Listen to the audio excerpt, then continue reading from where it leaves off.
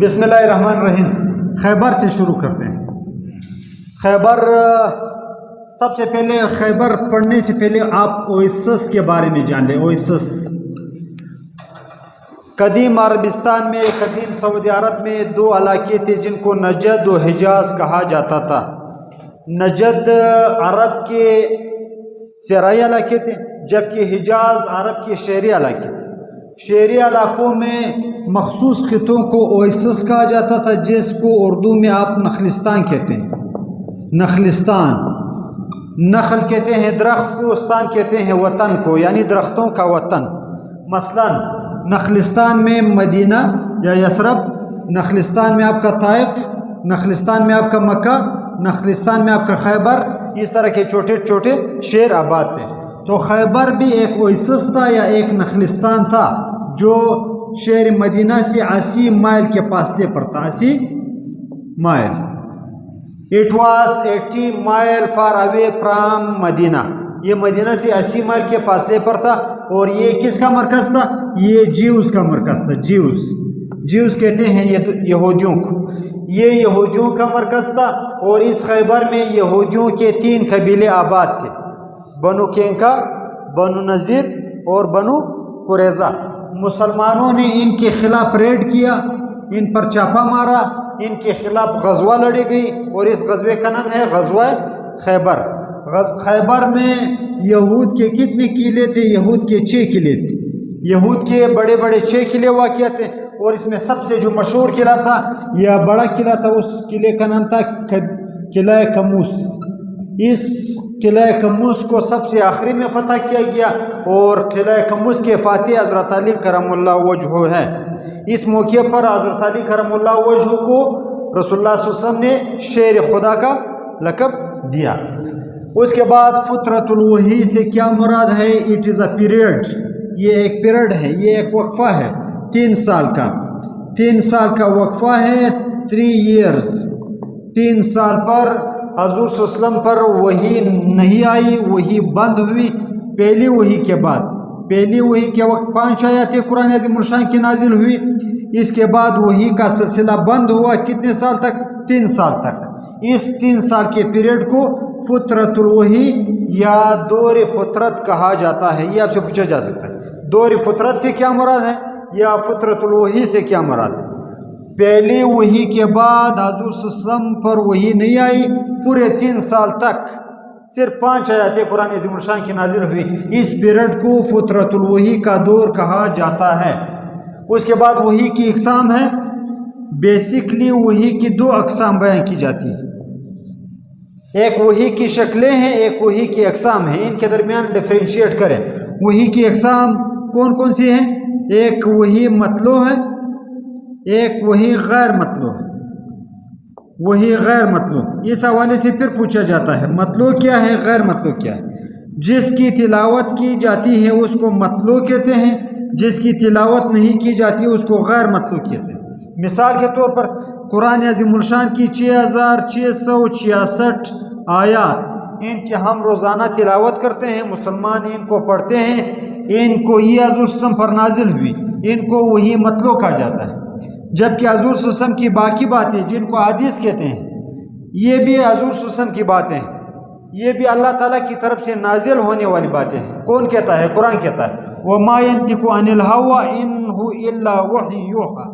رسول اللہ صلی اللہ علیہ وسلم کی زبان نہیں ہلتی، اس کو ہلانے والے ہم ہیں. یعنی اللہ تعالیٰ حضور صلی اللہ علیہ وسلم کے منہ سے نکلی ہوئی تمام باتیں جو ہیں وہ وہی کی ہیں. ان کو 2 حصوں میں تقسیم کیا جاتا ہے. ایک سے قرآن بنا، دوسری باتوں سے احادیث بنی. اس کی 6 مستند کتابیں ہیں جن کو صحیح ستہ کہتے ہیں. یہ ایک کتاب ہے جس کو قرآن عظیم الشان کہا جاتا ہے. حضور صلی اللہ علیہ وسلم کے زمانے میں، اسلام کے عروج کے زمانے میں، اسلام کے ایڈونٹ کے زمانے میں عربوں میں جو زبانیں بولی جاتی تھی اس میں عبرانی زبان جو تھی، عبرانی وہ نہایت زوروں پر تھی.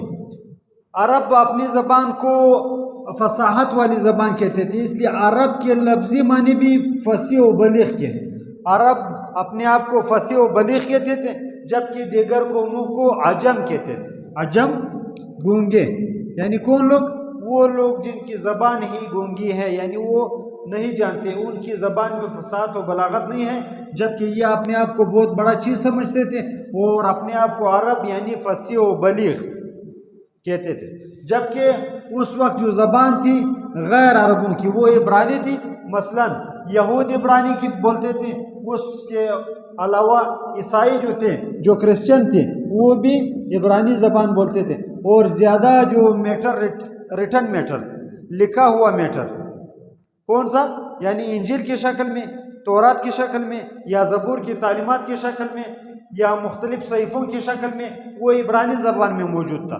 عربی میں صرف شعر و شاعری موجود تھی، جبکہ عبرانی زبان میں زیادہ آپ کے کتابیں جو 3 کتابیں نازل ہوئی ہیں، تورات، زبور اور انجیل، وہ تھی، اور اس کے علاوہ مختلف صحیفے تھے۔ بت پرستی کے حوالے سے بتاتا چلو، عرب میں بت پرستی کا دور تھا، اور بت پرستی کے لیے آپ ایک ٹرم استعمال کرتے ہیں، پولیتھیزم۔ پولی کہتے ہیں زیادہ کو، تیزم کہتے ہیں عبادت کرنا یا عقیدہ، یعنی ان کا عقیدہ یہ تھا کہ اللہ بھی ہے اور اللہ کے ساتھ اور خدا بھی ہے۔ جس طرح عیسائیوں کے ہاں ایک عقیدہ ہے، عقیدہ تثلیث، یعنی 3 خدا ہے۔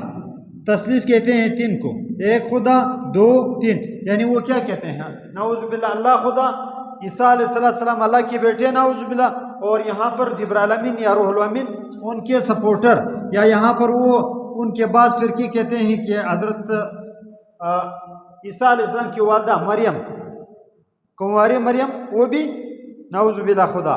تو عرب میں بت پرستی نہایت زوروں پر تھی، حتیٰ کعبہ میں 360 بت رکھے ہوئے تھے، اور ان بتوں کو خدا کی حیثیت حاصل تھی۔ کعبے کے سر پر، یہاں پر کعبے کے سر پر ایک بت فکس کیا گیا تھا جس کا نام ہبل تھا۔ علاوہ ازیں مختلف مقامات میں نجد و حجاز کے مختلف حصوں میں بت نصب تھے، کسی کا نام لات، کسی کا منات، کسی کا عزا۔ مختلف بتوں کے پاس وہ مختلف خواہشات لے جاتے تھے، اور وہاں پر ان سے دعائیں مانگتے تھے کہ ہماری یہ خواہش پوری ہو۔ یعنی عرب میں بت پرستی کا دور تھا، اس کو آئیڈل ورشپ بھی کہتے ہیں۔ آئیڈل کہتے ہیں بت کو، ورشپ کہتے ہیں ان کی عبادت کرنا۔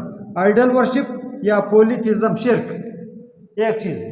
یہاں پر اسفار قریش کے حوالے سے، سفر کی جمع اسفار ہے۔ سفر، جب کوئی سفر کرتا ہے اس کی جمع کو اسفار کہا جاتا ہے۔ قریش مختلف اسفار کرتے تھے، جس کو قرآن نے بھی ذکر کیا ہے۔ قرآن کیا کہتا ہے؟ سورہ قریش میں ہے لِإِلَافِ قریش، اس میں رحلۃ الشتاء والصیف، 2 ٹرمینالوجی ہے، شتاء، صیف۔ قریش سال میں 2 سفر کرتے تھے، کون سا؟ ایک یمن کا سفر اور ایک شام کا سفر۔ گرمیوں میں وہ شام جاتے ہیں، یہ آپ سے پوچھا جاتا ہے کہ گرمیوں میں وہ کہاں کا سفر کرتے تھے؟ گرمیوں میں وہ شام جاتے تھے، جبکہ سردیوں میں یمن جاتے تھے، اور وہ کپڑے اور خشک چیزوں کی تجارت کرتے تھے۔ یعنی خشک چیزوں سے کیا مراد ہے؟ آپ کے اس وقت کے ڈرائی فروٹس، یا اس وقت کے جو دودھ سے جو خشک چیزیں بنتی تھیں، پنیر وغیرہ، وہ شام لے جاتے تھے اور وہاں سے کپڑا لا کر مکہ میں حاجیوں پر فروخت کرتے تھے۔ تو یہ ان کے 2 اسفار تھے۔ قریش 2 سفر کرتے تھے۔ حضور صلی اللہ علیہ وسلم نے بھی یہ سفر کیے۔ حضور صلی اللہ علیہ وسلم نے 25 سال کے بعد 35 سال 10 سال مکمل حضرت خدیجہ کبریٰ کے مال سے مختلف سفر کیے، شام اور یمن کے۔ اس کے بعد یہاں پر آتے ہیں مباہلہ کی طرف۔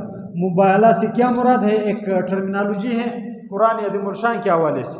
مباہلہ کہتے ہیں کہ ایک مرتبہ عیسائیوں کا وفد آیا، اور عیسائیوں نے یہاں پر حضور صلی اللہ علیہ وسلم کو چیلنج کیا کہ آپ کا اگر دین حق ہے تو آتے ہیں، یہاں پر ایک کھلے میدان میں بیٹھتے ہیں اور یہ دعا کرتے ہیں کہ یا اللہ جس کا دین حق ہو دوسرے گروپ پر اپنا عذاب، اپنا غضب نازل فرما۔ تو حضور صلی اللہ علیہ وسلم نے عیسائیوں کا یہ چیلنج قبول کیا، اور عیسائیوں کا جو یہ وفد آیا تھا نجران کی طرف سے، نجران ایک علاقہ ہے، یہاں سے عیسائیوں کا وفد آیا تھا۔ حضور صلی اللہ علیہ وسلم نے یہاں پر اہل بیت کو بلایا، صحابہ کرام کو نہیں بلایا، اپنے اہل بیت کو بلایا 5۔ اہل بیت میں کتنے تھے؟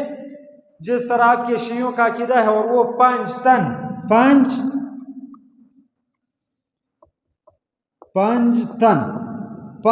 کہتے ہیں 5 کو، اور تن کہتے ہیں افراد کو، تن بدن، یعنی 5 افراد۔ 5 افراد میں کون شامل ہے؟ حضور صلی اللہ علیہ وسلم نے یہاں پر 5 افراد کو بلایا. ایک خود آئے، نمبر 1 امام حسن، امام حسین، حضرت علی کرم اللہ وجہ اور حضرت فاطمہ. یہ حضور صلی اللہ علیہ وسلم کی اہل بیت ہے. یہ کیا ہے؟ حضور صلی اللہ علیہ وسلم کی اہل بیت ہے. آپ شیعہ مساجد میں دیکھ لیں، وہاں پر آپ کو نظر آئے گا کہ انہوں نے اس طرح کا ہاتھ بنا ہوتا ہے. ہاتھ سے مراد ہے 5 تن، یعنی 5 وہ تن جو نہایت محترم ہیں، جو حضور صلی اللہ علیہ وسلم کی اہل بیت ہے. اس میں رسول اللہ صلی اللہ علیہ وسلم خود شامل ہے، 2 نواسے شامل ہیں، ایک داماد شامل ہے اور ایک بیٹی شامل ہے. اور حضور صلی اللہ علیہ وسلم کی نسل جس کو سید کہا جاتا ہے، سید بھی اسی سے چل نکلے ہیں. امام حسن، امام حسین کی اولاد سے. یہ جو آپ کو نظر آ رہے ہیں حضرت فاطمہ رضی اللہ تعالیٰ عنہ کے بطن سے، ان سے جو آج کل نسل ہے، جو لوگ ہیں، ان کو سید کہتے ہیں. سید کہتے ہیں حضور صلی اللہ علیہ وسلم کی نسل. اور سید عربی میں سردار کو کہا جاتا ہے، کیونکہ یہ تمام انسانیت کے سردار ہے. تو پھر یہ مباہلہ حضور صلی اللہ علیہ وسلم نے فرمایا کہ آپ صبح آ جائیں، ہم بھی آتے ہیں. حضور صلی اللہ علیہ وسلم نے ان 5 کو بلایا، یعنی خود بھی آیا اور 4 کو بھی بلایا. لیکن عیسائیوں نے کیا کیا؟ عیسائیوں نے اس چیلنج کو اگلے دن قبول نہیں کیا اور یہ فرار ہو گئے. اس واقعے کو واقعہ مباہلہ کہا جاتا ہے، یعنی واقعہ کس چیز کا؟ چیلنج کا واقعہ. اس کے بعد قدیم بادشاہت ہے. قدیم بادشاہتوں میں ہمارے اکثر اسٹوڈنٹ غلطی کر جاتے ہیں. آپ یہاں پر ایک چیز دیکھیے، پورٹ پولیو، پورٹ POLIO. آپ اس کو ڈکشنری میں دیکھیں. پورٹ فولیو کے معنی ہوں گے عہدہ. پورٹ فولیو عہدے کو کہا جاتا ہے. جس طرح چیف آف آرمی اسٹاف کا عہدہ ہوتا ہے، یا صدر کا عہدہ ہوتا ہے، یا وزیر اعظم کا عہدہ ہوتا ہے، عہدے کے لیے پورٹ فولیو کا لفظ استعمال کیا جاتا ہے. تو ہمارے یہاں پر جو آپ فرعون کا لفظ آپ کو نظر آتا ہے، فرعون، یہ ایک بادشاہ ہے. یہ کسی شخص کا نام نہیں ہے، یہ کسی شخص کا نام نہیں ہے، بلکہ ایک عہدے کا نام ہے. مصر میں جتنے بھی بادشاہ آئے، مصر میں موسیٰ علیہ السلام کے دور میں یا اس سے قبل جتنے بھی بادشاہ آئے، ان کے عہدے کا نام تھا فرعون. ان کے عہدے کا نام کیا تھا؟ فرعون تھا. ان کا ذاتی نام کوئی اور تھا. مثلا موسیٰ علیہ السلام کے دور میں جو فرعون تھا، جو پانی میں غرق ہوا، اس شخص کا کیا نام تھا؟ اس شخص کا نام تھا رمسس سیکنڈ. کون کہتا ہے؟ ہمارے ہاں ابھی مصر کے دارالحکومت قاہرہ کے میوزیم میں اس فرعون کی لاش پڑی ہوئی ہے، جو فرعون کہاں پر غرق ہوا؟ موسیٰ علیہ السلام کے دور میں غرق ہوا. اس کے ساتھ جو 1898 میں اس کی لاش دریافت ہوئی. 1898 میں ایک فرانسیسی ماہر آثار قدیمہ نے یہ ممی دریافت کی، یہ لاش دریافت کی. اس کے ساتھ ایک تختی ملی، اس تختی پر لکھا ہوا تھا رمسس سیکنڈ، اور اس کا پیریڈ بھی باقاعدہ بتایا گیا تھا. اور یہ پیریڈ کون سا پیریڈ ہے؟ یہ پیریڈ موسیٰ علیہ السلام کے دور کا پیریڈ. بتانا یہ مقصود ہے کہ یہ پورٹ فولیو، یہ عہدہ ہوتا ہے. کیا ہوتا ہے؟ عہدہ ہوتا ہے. دوسرا عہدہ بتاتا ہوں. اس کے علاوہ آپ کے جو مصر کے بادشاہ تھے، مصر کے جتنے بھی بادشاہ تھے، ان کا نام عزیز نہیں ہوتا تھا، ان کا پورٹ فولیو عزیز ہوتا تھا. عزیز مصر. اس کے بعد فارس، ایران کا قدیم نام ہے فارسی. فارس کے جو بادشاہ ہوتے تھے، ان کا پورٹ فولیو کیا ہوتا تھا؟ کسرہ ایران. کیا؟ کسرہ. مختلف کسرہ آئے، 1 کسرہ، 2 کسرہ، 3 کسرہ، کسرہ 1، کسرہ 2، کسرہ 3، نام ان کے مختلف ہوتے تھے. تو یہ ہے آپ کے قدیم بادشاہتوں کا دور. آج کے ہمارے لیکچر میں بس اتنا ہی. مزید اگلے لیکچر میں بتاتا چلوں کہ چینل کو سبسکرائب کریں.